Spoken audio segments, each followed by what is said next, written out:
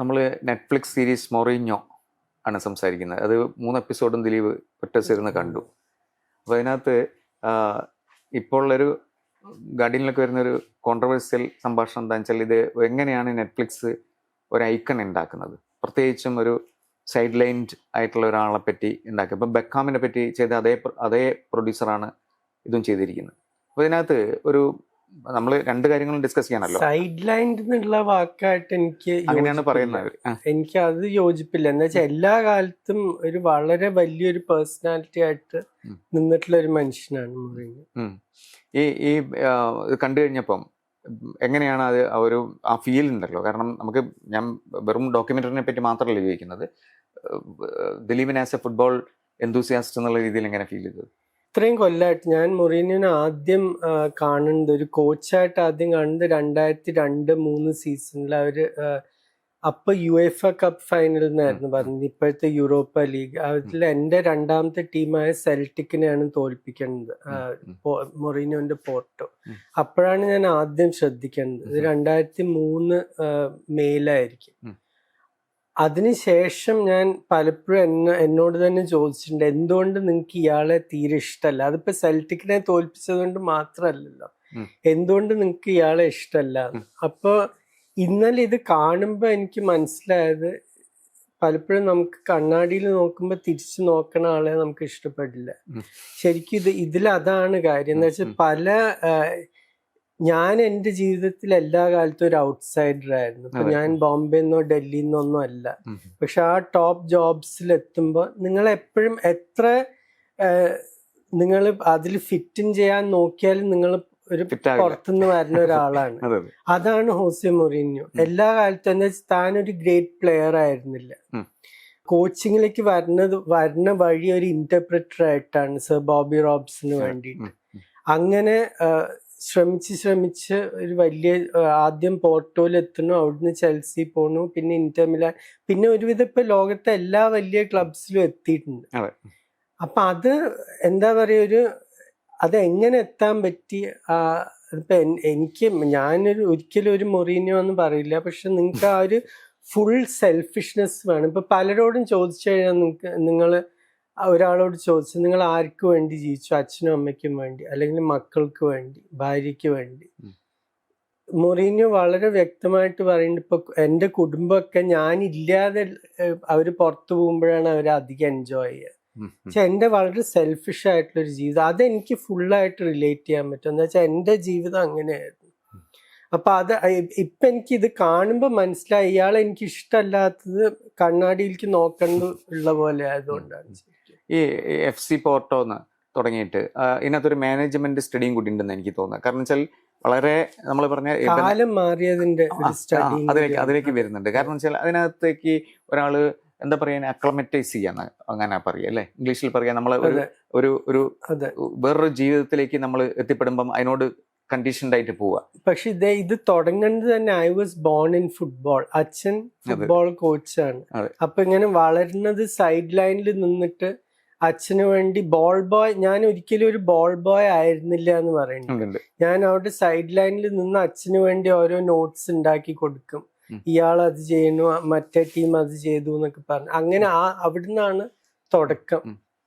പിന്നീട് ബാഴ്സലോണയിൽ പോകുന്നു, അവിടുത്തെ ഇന്റർപ്രിറ്റർ ആയിട്ട് ബോബി റോബ്സൺ. പക്ഷെ മനസ്സിലായി ഇയാൾക്ക് കളിയെ പറ്റി കുറച്ചൊരു ധാരണ ഇതൊക്കെ ഉണ്ട്.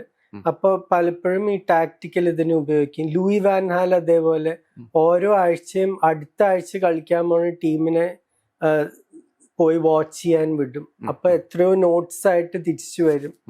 എന്നിട്ട് ഇപ്പൊ ഈ ആഴ്ച കളിക്കുന്ന ടീം ആ കളി കഴിഞ്ഞിട്ട് ആദ്യം പോവും.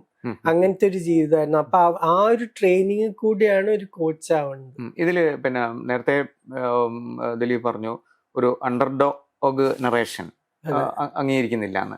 പക്ഷെ എന്നാൽ പോലും നാഷണലിസം നമ്മളിപ്പം ഡിസ്കസ് ചെയ്യേണ്ട ഈ പറഞ്ഞ രീതിയിലുള്ള ഒരു അവസ്ഥയിൽ ആ നാഷണലിസവും അണ്ടർഡോഗ് നറേറ്റീവും എങ്ങനെയാണ് ഒരു റീവിസിറ്റ് ചെയ്യാൻ പറ്റുക? അല്ല, അത് അദ്ദേഹം പറയുന്നുണ്ട്. പോർച്ചുഗൽ എന്ന് പറഞ്ഞാൽ ഞങ്ങള് ലോകം കണ്ടുപിടിച്ച ഒരു രാജ്യം കൂടിയാണ്, നാവിഗേറ്റേഴ്സിന്റെ ഒരു രാജ്യം. അപ്പൊ എങ്ങനെ നോക്കിയാലും ഞാനൊരു അംബാസിഡർ അല്ല, പക്ഷെ ഒരു അംബാസിഡർ ആണ് എന്റെ രാജ്യത്തിന്, എന്റെ നാടിന് വേണ്ടി. അപ്പൊ ആ ഒരു റെസ്പോൺസിബിലിറ്റി എപ്പോഴും ഉണ്ട്. എന്നുവെച്ചാൽ പോർച്ചുഗീസ് ഫുട്ബോൾ എന്ന് പറഞ്ഞാൽ യുസേബിയോ കഴിഞ്ഞിട്ട് ക്രിസ്ത്യാനോ ഒരു വലിയൊരു താരം ആവണ വരെ അതിന്റെ ഇടയ്ക്കുള്ള ഒരു കണക്ഷൻ ശരിക്കും വേറെ കളിക്കാരും ഉണ്ടായിരുന്നു, ലൂയിസ് ഫീഗോ, റൂയി കോസ്റ്റ, അങ്ങനത്തെ കളിക്കാരൊക്കെ. പക്ഷെ ഒരിക്കലും ആ ഒരു മൊറീനിയോനെ പോലെ ഒരു കൾട്ട് ഫിഗറായി മാറിയിട്ടില്ല ആരും. നമ്മളിപ്പോ നേരത്തെ സംസാരിച്ചപ്പോൾ തന്നെ ദിലീപ് സൂചിപ്പിച്ചു, ഇപ്പൊ ഫെർഗ്യൂസൺ അങ്ങനെയുള്ള ലെജൻസ്, അപ്പൊ ഇവരൊക്കെയുള്ള ഒരു സ്ഥലത്തെ ഒരു ഡ്രസ്സിംഗ് റൂം പൊളിറ്റിക്സ് ഉണ്ടല്ലോ. അപ്പം ദിലീപ് പറയുന്ന സാധനമാണത്. ഞാൻ നമ്മളെ സീരീസിൽ അത് മാനേജ് ചെയ്യാന്നുള്ളത് വലിയൊരു കഴിവാണ്.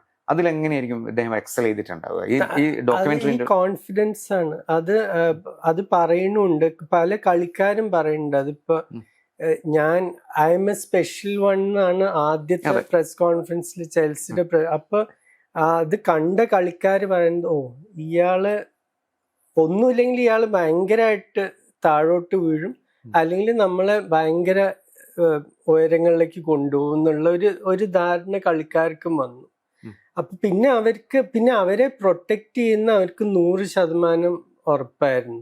അപ്പൊ അങ്ങനത്തെ ഒരു കോച്ചിന് വേണ്ടി ആ ഒരു കൂട്ടം ചെൽസി കളിക്കാരുടെ ഇപ്പൊ അഭിമുഖങ്ങൾ, ഇപ്പൊ Frank Lampard, John Terry, ഡിഡിയെ Drogba, ഇവരൊക്കെ സംസാരിക്കുന്നത് ഇപ്പോഴും ഒരു അച്ഛനെ പറ്റി, ഒരു ഹെഡ് മാസ്റ്ററെ പറ്റിയൊക്കെ സംസാരിക്കണം. ആ ഒരു റെസ്പെക്റ്റോട് കൂടിയാണ് അവർ സംസാരിക്കുന്നത്. അതേപോലെ ഇന്റർ മിലാനത്തെ കളിക്കാരും അവരൊക്കെ അവർ പലരും പറയുന്നുണ്ട് മൊറീനിയോ വിട്ടപ്പോ കരച്ചിലും ബഹളവും ആയിരുന്നു പലരും. എന്നുവെച്ചാൽ അവരുടെയൊക്കെ പല കളിക്കാരും ഇപ്പൊ സനറ്റി, മാട്രാസ്, ഇവരൊക്കെ അവരുടെ കരിയറിന്റെ അവസാന ഭാഗം എത്തിയിട്ടുണ്ടായിരുന്നു. ഡിയേഗോ മിലിറ്റോ ഫൈനലിൽ സ്കോർ ചെയ്ത്. ഇവരൊന്നും ആർക്കും വേണ്ടാത്ത ഇറ്റലിയിൽ വലിയ കളിക്കാരായിരുന്നു, പക്ഷെ വേറെ വലിയ ക്ലബ്സ് ഒന്നും നോക്കുന്ന കളിക്കാരില്ല. എന്താ വെച്ചാൽ 35-36 വയസ്സൊക്കെ ആയി. അപ്പൊ അവർക്ക് ആ വിശ്വാസം കൊടുത്തു, നിങ്ങൾക്ക് ചാമ്പ്യന്മാരാവാൻ പറ്റും, ഞാൻ നിങ്ങളെ ചാമ്പ്യൻസ് ആക്കും. അപ്പൊ ആ ഒരു ലോയൽറ്റി ഇപ്പൊ ഏതൊരു ഗ്രേറ്റ് കോച്ചിന്റെ ജീവിതം ഇത് നോക്കിക്കഴിഞ്ഞാലും അവർക്ക് ആ ലോയൽറ്റിയാണ് ആ ഡ്രസ്സിംഗ് റൂമിൽ നിന്ന് കിട്ടാൻ പറ്റില്ല. അതിപ്പോ ഒരു ഫെർഗ്യൂസൺ ആയാലും ഒരു ബിൽ ഷാങ്ക്ലി ആയാലും ഇപ്പൊ ഒരു ഗ്വാർഡിയോള ആയാലും അവര് നിങ്ങൾ ചാടെന്ന് പറഞ്ഞാൽ ആൾക്കാർ ചാടും. ഈ ഇതിനകത്ത് പിന്നെ ശരിക്കും നെറ്റ്ഫ്ലിക്സ് എന്ന് പറഞ്ഞു കഴിഞ്ഞാൽ ഒരു ഫിലിം മൂവി പ്ലാറ്റ്ഫോം ആണല്ലോ. അപ്പൊ അവർക്ക് അതിൻ്റെതായ ക്ലൈമാക്സും അങ്ങനെയുള്ള സാധനങ്ങളൊക്കെ നമ്മളെ അടുത്ത് ദ്യോതിപ്പിക്കണം. അങ്ങനെയാണ് ആ ഒരു സാധനം കമേഴ്ഷ്യലി വിൻ ചെയ്യുന്നത്. അപ്പൊ അതിനകത്ത് സിനോപ്സിസിൽ അവർ ഒരു റൈവൽറി എന്നുള്ള രീതിയിൽ പറയുന്നുണ്ട്, ബാഴ്സലോണ റയൽ മാഡ്രിഡ് റൈവൽറി, അതിലൊരു വിന്നിങ് എന്നൊക്കെയുള്ള രീതിയിൽ. അത് ദിലീപ് അതിനൊരു സ്പോർട്ടിംഗ് സ്പിരിറ്റിൽ എങ്ങനെയാ കാണുന്നത്? അത് ശരിയാണല്ലോ. ഇതിപ്പോ ഈ മൊറീനിയോനെ ഇത്രയും കൊല്ലം മുന്നോട്ട് കൊണ്ടുപോയിട്ടുള്ള ആ റിജക്ഷനാണ് ബാഴ്സലോണ തന്നെ റിജക്ട് ചെയ്തു എന്നുള്ളത്. എന്താ വെച്ചാൽ ചെൽസി വിടുമ്പോ അത് നല്ല രീതിയിലല്ല വിട്ടത്, ക്ലബ് ഉടമയായിട്ട് തെറ്റി താൻ പോണു. അപ്പൊ എല്ലാവരും വിചാരിച്ചത് ഇനിയിപ്പോ ബാഴ്സലോണയിൽ ഫ്രാങ്ക് റൈക്കാർഡ് പോകുമ്പോ തീർച്ചയായിട്ടും ഇയാൾക്ക് ജോലി കിട്ടും. എന്താ വെച്ചാൽ പണ്ട് ക്ലബിൽ പണിയെടുത്തിട്ടുള്ള ആളാണ്. അപ്പൊ അതിന് പകരം റിസർവ് ടീമിന്റെ കോച്ചായ പെപ് ഗ്വാർഡിയോളയ്ക്ക് അത് കൊടുക്കണം.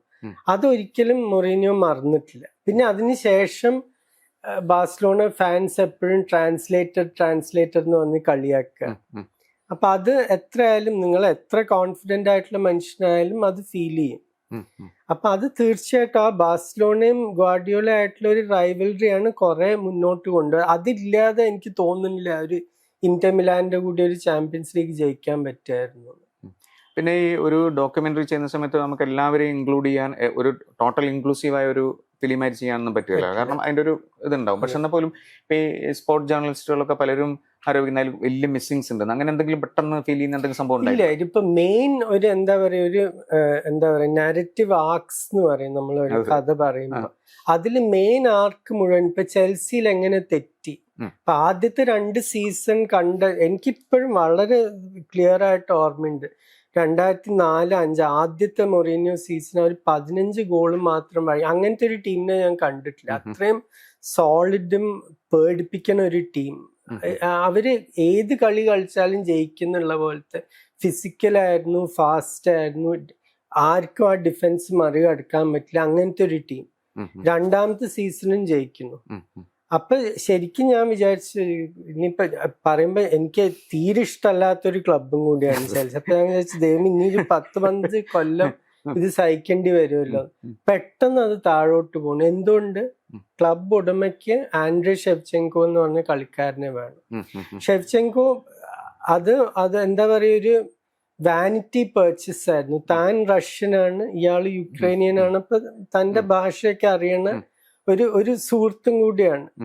പ്രൈവറ്റ് ലൈഫിൽ അവര് ഫ്രണ്ട്സ് ആയിരുന്നു. അപ്പൊ എന്റെ ഫ്രണ്ടിന് നമ്മളിപ്പോ ഇവിടെ എന്റെ ചേച്ചിയുടെ മകന് ജോലി കൊടുക്കണം എന്ന് പറയുന്ന അതേ രീതി മൊറീനിയോന് വേണ്ടിയിരുന്നില്ല. മൊറീനിയോന് വേണ്ടിയിരുന്നത് സാമ്യുവൽ എറ്റോനെയായിരുന്നു. സാമ്യുവൽ എറ്റോ പിന്നീട് അദ്ദേഹത്തിന് വേണ്ടി ഇന്ററിൽ കളിച്ച് ചാമ്പ്യൻസ് ലീഗ് ജയിക്കുകയും ചെയ്തു. ഈ ഷെവ്ചെങ്കോ വരുമ്പോ 30 വയസ്സായിരിക്കും. ഷെവ്ചെങ്കോ പീക്ക് ഷെവ്ചെങ്കോ 97 എനിക്ക് ഓർമ്മയുണ്ട്. ബാഴ്സലോണ ഡിനമോ കിയേവ് 4-0 3-0 തോൽപ്പിച്ചു. ആ 2 മാച്ച് ഞാൻ കണ്ടിട്ടുണ്ട്.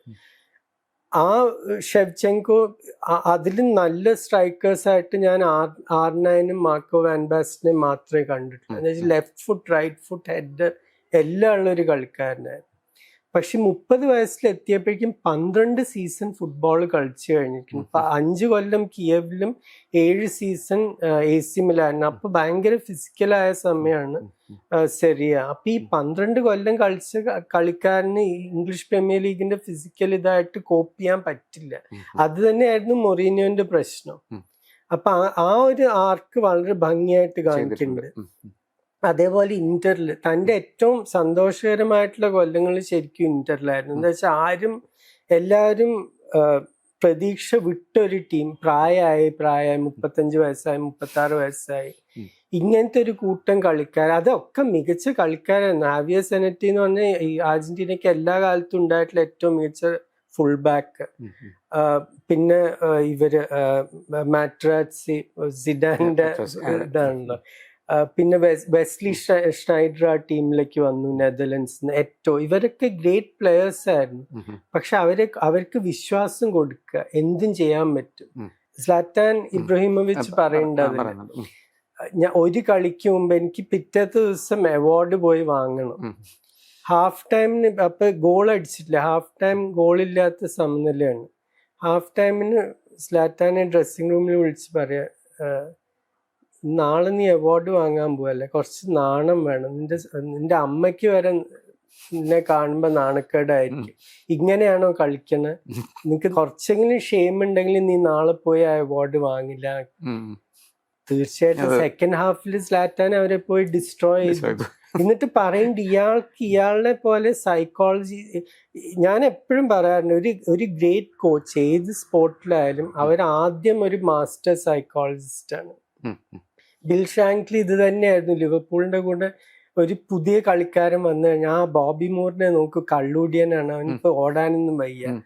കളി ജയിച്ചു കഴിഞ്ഞാൽ പറയും, നീ ഇപ്പൊ കളിച്ചത് ആരെയാണ്, ലോക ചരിത്രത്തിലത്തെ ഏറ്റവും മികച്ച സെന്റർ ബാക്കിനെതിരെയാണ് കളിച്ചത്. അപ്പൊ ആ സൈക്കോളജിയാണ് ഈ കളിക്കാരുടെ ബെസ്റ്റ് പെർഫോമൻസസ് കൊടുത്തത്.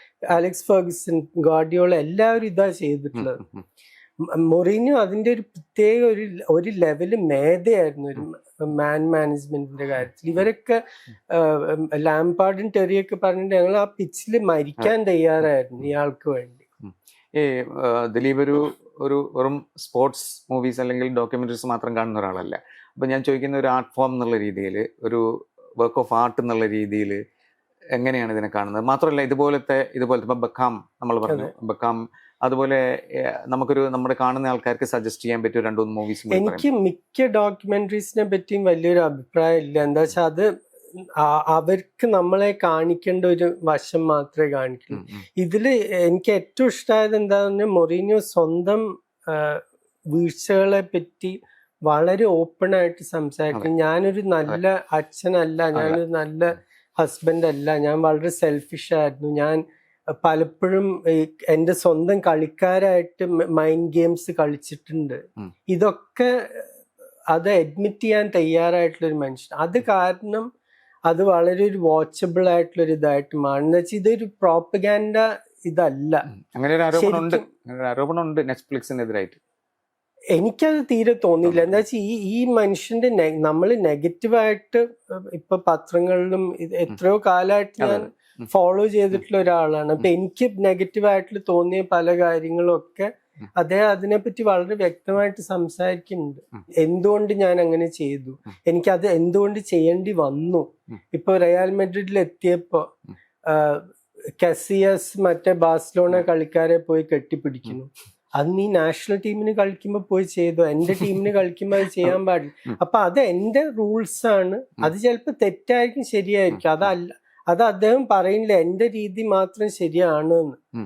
പക്ഷെ എന്റെ ടീമിന് നിങ്ങൾ കളിക്കണമെങ്കിൽ എന്റെ വഴിക്ക് പോകണം. അത് അത്രേ പറയുള്ളൂ. അത് കാരണം അതൊരു കമ്പല്ലിങ് ഒരു വാച്ചാണ് ശരിക്കും. അത് ഇതുപോലത്തെ ഏതെങ്കിലും 1-2 സാധനങ്ങളും കൂടി ദിലീപിന് മൂവീസും കൂടി ദിലീപിന് സജസ്റ്റ് ചെയ്യാനുണ്ടോ? ഇപ്പൊ മറ്റേ take us home Leeds United എന്ന് പറഞ്ഞൊരു ഡോക്യുമെന്ററി സീരീസ് ഉണ്ടായിരുന്നു, ലീഡ്സ് യുണൈറ്റഡ് ക്ലബ്. അത് ബിയൽസ അവിടെ കോച്ച് ആയിരുന്ന സമയത്ത് ബിയൽസ ഇതേപോലെ വായ തുറന്നാല് സത്യമേ പറയുള്ളൂ. അത് കാരണം അത് കാണാൻ പറ്റും. തൻ്റെ എന്താ പറയാ എല്ലാ ഫോൾട്ട്സും ഞാൻ ഇങ്ങനെയാണ്. അപ്പൊ ഈ മൊറീനിയോട് അവസാനത്തെ ഒരു സീനിൽ ചോദിക്കുന്നുണ്ട്, നിങ്ങക്ക് വല്ല റിഗ്രറ്റും ഉണ്ടോ? ഇല്ല, it is how it is, അത്രേ ഉള്ളൂ. നമുക്ക് ആർക്കും ഇപ്പൊ തിരിച്ചു പോയിട്ടൊരു തെറ്റ് തിരുത്താനൊന്നും പറ്റില്ല. അപ്പൊ അത്രേ ഉള്ളൂ. അപ്പൊ ഈ ബിയൽസ ആയാലും മൊറീനിയോ ആയാലും അവരെ നമുക്ക് 3 മണിക്കൂർ കാണാൻ പറ്റുന്നത് ഇതുകൊണ്ടാണ്. അത് അത്രയും എന്താ പറയുക 100% ഓണസ്റ്റിയോടുകൂടിയാണ് അവർ സംസാരിക്കുന്നത്.